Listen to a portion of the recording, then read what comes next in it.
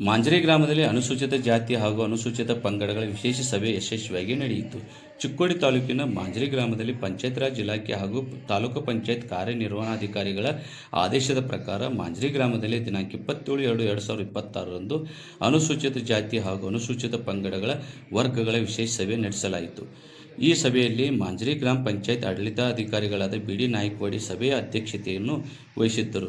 ಸಭೆಯಲ್ಲಿ ಗ್ರಾಮ ಪಂಚಾಯತ್ ಅಭಿವೃದ್ಧಿ ಅಧಿಕಾರಿಗಳಾದ ವಿ.ಆರ್. ಪೋದ್ದಾರ್ ಸರ್, ಗ್ರಾಮ ಆಡಳಿತಾಧಿಕಾರಿಗಳಾದ ಮನೋಜ್ ಕಾಂಬ್ಳೆ ಸರ್ ಸೇರಿದಂತೆ ತಾಲೂಕಿನ ವಿವಿಧ ಇಲಾಖೆಯ ಅಧಿಕಾರಿಗಳು ಹಾಗೂ ಸಿಬ್ಬಂದಿಗಳು, ಮಾಂಜರಿ ಗ್ರಾಮದ ದಲಿತ ಮುಖಂಡರು, ಗ್ರಾಮಸ್ಥರು ಹಾಜರಿದ್ದರು.